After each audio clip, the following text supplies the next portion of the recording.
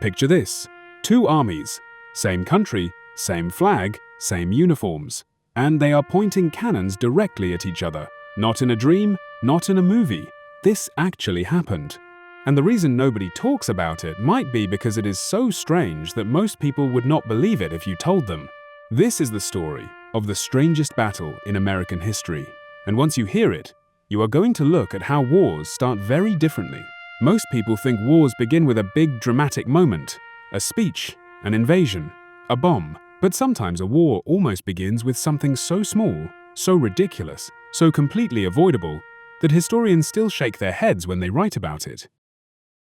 A pig, a fence, a dead animal, and two countries one trigger pull away from destroying each other over it.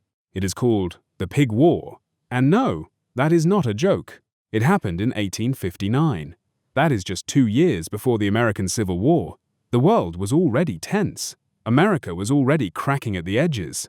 And out on a tiny island in the Pacific Northwest, a British farmer and an American settler were about to accidentally start an international incident that would put hundreds of soldiers face to face, guns loaded, waiting for someone to blink. The island was called San Juan Island. It sits in the water between what is now the state of Washington and the coast of Canada. Beautiful place, green hills, cold water, eagles everywhere. Today, tourists go there to watch whales.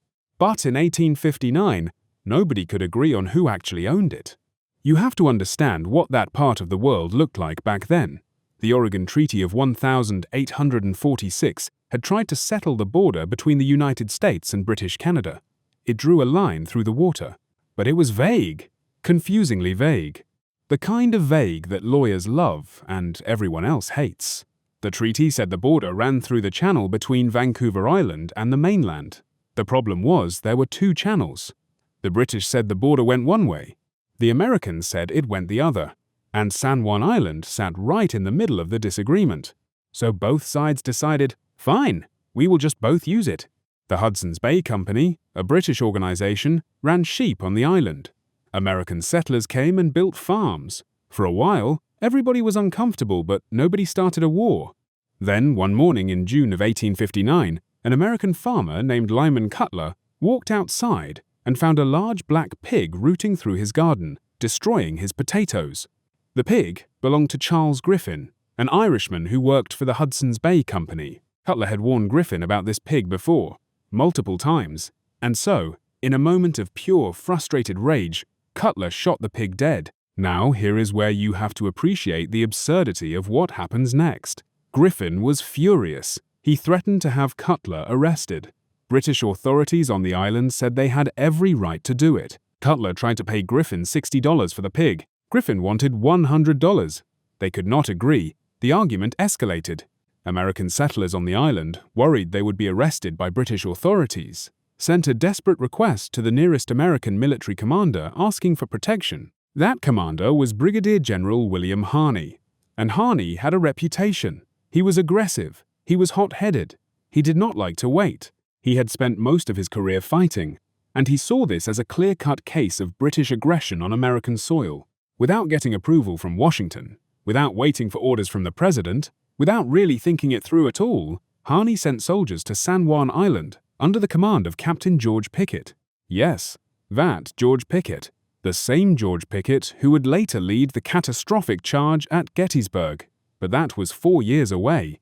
In 1859, he was just an ambitious captain sent to plant an American flag on a disputed island.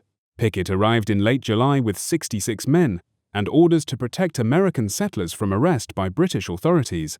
The British looked at this and said absolutely not. They sent warships, Royal Navy warships, massive guns loaded, anchored in the water around the island. At one point, there were 5 British warships carrying over 2,000 men and 70 cannons facing Pickett's small force on shore. Pickett had 66 soldiers and a few artillery pieces. Historian Mike Vurry, who has written extensively about this event, describes those weeks as some of the tensest standoffs in Pacific Northwest history. 2 professional military forces, neither side wanting to fire first, but neither side willing to back down. The British naval commander, Rear Admiral Robert Baines, was given orders by the Governor of British Columbia, James Douglas, to land troops and remove the Americans by force if necessary. Baines looked at those orders. He looked at his cannons. He looked at Pickett's small camp. And then he did something that might have saved hundreds of lives and prevented a war. He refused. He said, and you have to love this, that he would not involve two great nations in a war over a squabble about a pig. Baines understood something important. He understood that the first shot would not just be about an island, it would be about honor. And once honor was on the line, leaders back in Washington and London would not be able to back down even if they wanted to. The logic of war would take over, and two nations that actually needed each other, that traded with each other, that shared an enormous border, would find themselves in a conflict that nobody actually wanted.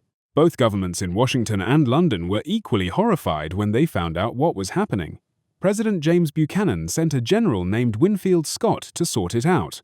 Scott was older, calmer, and experienced enough to know that what looked like courage was sometimes just impatience. He negotiated with the British. Both sides agreed to a joint military occupation of the island, while diplomats figured out the border question. For the next 12 years, American soldiers lived on one end of San Juan Island, and British soldiers lived on the other end.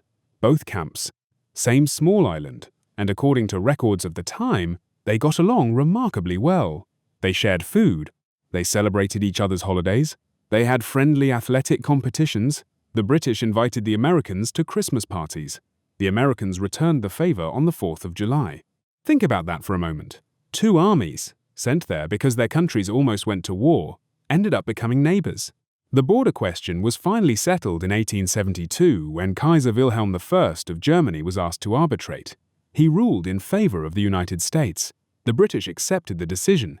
San Juan Island became American territory. The British soldiers packed up and sailed home. The American soldiers stayed, and that was it. No major battle, no massive casualties, no war, just one dead pig, a lot of very tense weeks, and two admirals who had enough self-control to choose talking over shooting. But here is what really gets you when you sit with this story. The Pig War happened 2 years before the Civil War.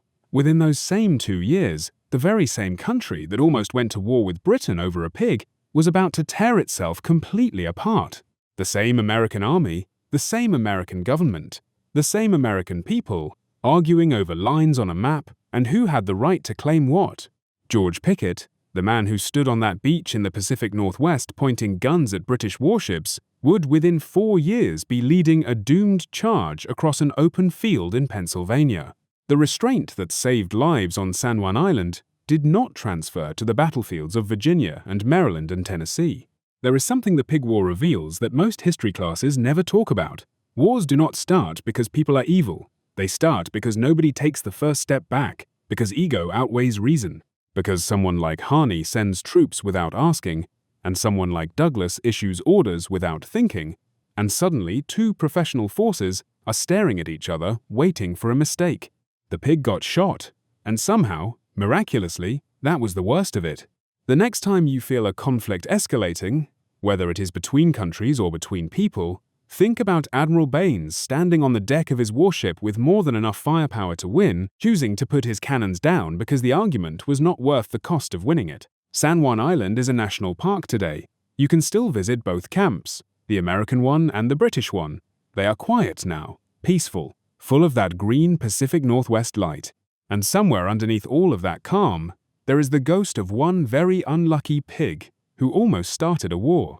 That pig got shot on a June morning in 1859. And the only reason you are here today, reading about it instead of reading about the Second Anglo-American War, is because 2 soldiers on opposite sides decided a pig was not worth dying for. The strangest battles in history are not always the ones that happen. Sometimes they are the ones that almost did.